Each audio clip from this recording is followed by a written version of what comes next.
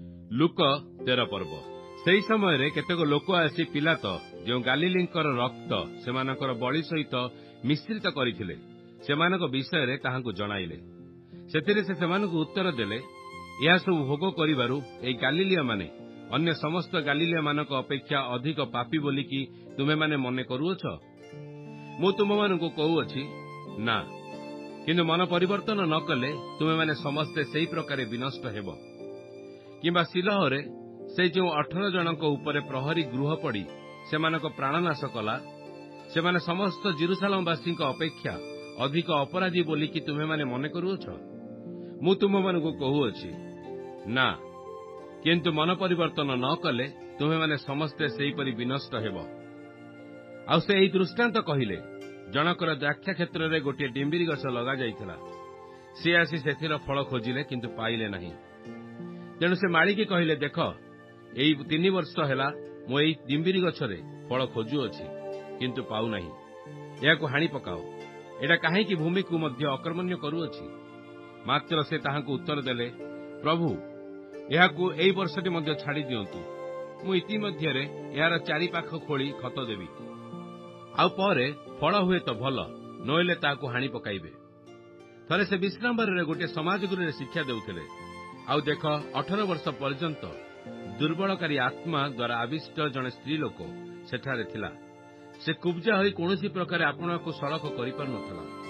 ଯୀଶୁ ତାହାକୁ ଦେଖି ପାଖକୁ ଡାକି କହିଲେ, ହେ ନାରୀ, ତୁମର ଦୁର୍ବଳତାରୁ ମୁକ୍ତ ହେଲ। ଆଉ ସେ ତା ଉପରେ ହାତ ଥୋଇଲେ। ସେଥିରେ ସେହି କ୍ଷଣି ସଳଖ ହୋଇ ଈଶ୍ୱରଙ୍କ ମହିମା କୀର୍ତ୍ତନ କରିବାକୁ ଲାଗିଲା। କିନ୍ତୁ ଯୀଶୁ ବିଶ୍ରାମବାରରେ ସୁସ୍ଥ କରିବାରୁ ସମାଜ ଗୃହର ଅଧ୍ୟକ୍ଷ ବିରକ୍ତ ହୋଇ ଲୋକସମୂହକୁ ଉତ୍ତର ଦେଲେ, କର୍ମ କରିବା ନିମନ୍ତେ 6 ଦିନ ଅଛି। ଏଣୁ ଏହି ସବୁ ଦିନରେ ଆସି ସୁସ୍ଥ ହୁଅ, ବିଶ୍ରାମବାରରେ ଆସ ନାହିଁ। କିନ୍ତୁ ପ୍ରଭୁ ତାହାଙ୍କୁ ଉତ୍ତର ଦେଲେ, ରେ କପଟିମାନେ, ତୁମେମାନେ ପ୍ରତ୍ୟେକ କଣ ବିଶ୍ରାମବାରରେ ଆପଣା ଆପଣା ବଳଦ ଗଧ ଗୁହାଳରୁ ଫିଟାଇ ଘେନି ପାଣି ପିଆଅ ନାହିଁ? ତେବେ ଦେଖ, 18 ବର୍ଷ ବ୍ୟାପୀ ଶୟତାନ ଦ୍ୱାରା ଆବଦ୍ଧ ଅବ୍ରାହ୍ମଙ୍କ କନ୍ୟା ଏହି ସ୍ତ୍ରୀ ଲୋକଟି କଣ ବିଶ୍ରାମବାରରେ ଆପଣା ବନ୍ଧନରୁ ମୁକ୍ତ ହେବା ଆବଶ୍ୟକ ନଥିଲା? ଆଉ ସେ ଏହି ସବୁ କଥା କହନ୍ତେ ତାହାଙ୍କ ବିପକ୍ଷରେ ସମସ୍ତେ ଲଜ୍ଜିତ ହେବାକୁ ଲାଗିଲେ।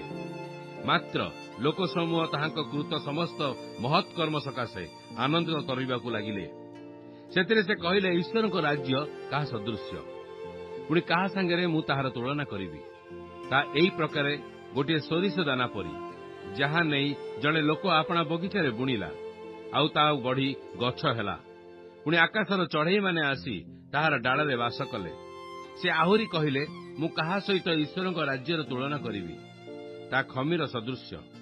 ଜଣେ ସ୍ତ୍ରୀ ତାହା ଘେନି ମହଣେ ମଇଦା ମଧ୍ୟରେ ଘୋଡ଼ାଇ ରଖିଲା, ଆଉ ଶେଷରେ ସମସ୍ତ ଖମିରମୟ ହେଲା। ଏଥି ଉତ୍ତାରେ ସେ ନଗରରେ ନଗରରେ ଓ ଗ୍ରାମେ ଗ୍ରାମେ ଭ୍ରମଣ କରି ଶିକ୍ଷା ଦେଉ ଦେଉ ଜେରୁସାଲେମ ଆଡ଼କୁ ଯାତ୍ରା କରୁଥିଲେ। ଆଉ ଜଣେ ତାହାକୁ କହିଲେ, ପ୍ରଭୁ, ପରିତ୍ରାଣ ପାଇବା ଲୋକମାନଙ୍କର ସଂଖ୍ୟା କଣ ଅଳ୍ପ?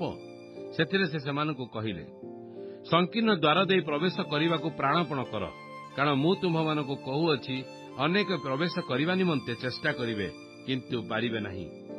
ଗୃହକର୍ତ୍ତା ଉଠି ଦ୍ୱାର ବନ୍ଦ କଲା ଉତ୍ତାରେ ଯେତେବେଳେ ତୁମ୍ଭମାନେ ବାହାରେ ଠିଆ ହୋଇ ରହିବ, ହେ ପ୍ରଭୁ, ଆମ୍ଭମାନଙ୍କ ନିମନ୍ତେ ଦ୍ୱାର ଫିଟାନ୍ତୁ, ଏହା କହି ଦ୍ୱାରରେ ମାରିବାକୁ ଲାଗିବ, ସେତେବେଳେ ସେ ତୁମ୍ଭମାନଙ୍କୁ ଉତ୍ତର ଦେବେ, ତୁମେମାନେ କେଉଁ ସ୍ଥାନର ଲୋକ ତାହା ମୁଁ ଜାଣେ ନାହିଁ।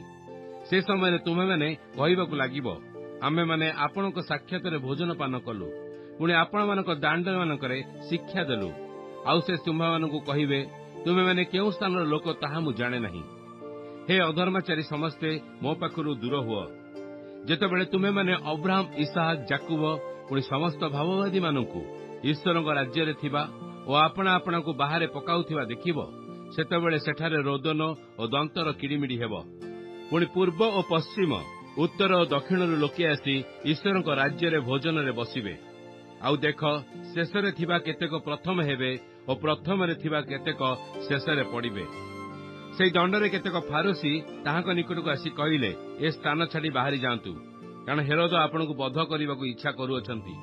ସେଥିରେ ସେ ସେମାନଙ୍କୁ କହିଲେ, ତୁମ୍ଭେମାନେ ଯାଇ ସେହି କୋକିଶିଆଳିକି କୁହ, ଦେଖ, ମୁଁ ଆଜି ଓ କାଲି ଭୂତ ଛଡ଼ାଉଅଛି ଓ ଆରୋଗ୍ୟ କରୁଅଛି, ପୁଣି ତୃତୀୟ ଦିନରେ ମୁଁ ସିଦ୍ଧ ହେବି। ଯାହା ହେଉ, ଆଜି, କାଲି ଓ ପରଦିନ ମୋତେ ଯାତ୍ରା କରିବାକୁ ହେବ, କାରଣ ଜେରୁସାଲମର ବାହାରେ ଭାବବାଦୀର ବିନଷ୍ଟ ହେବା ଉଚିତ ନୁହେଁ।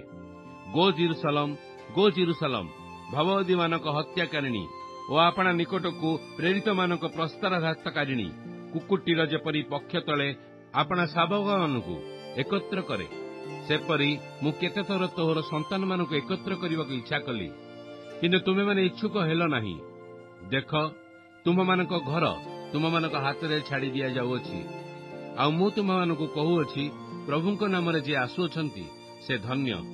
ତୁମେମାନେ ଯେଉଁଦିନ ଏଇ କଥା କହିବ, ସେଇଦିନ ନ ଆସିବା ପର୍ଯ୍ୟନ୍ତ ମୋତେ ନିଶ୍ଚୟ ଆଉ ଦେଖିବ ନାହିଁ।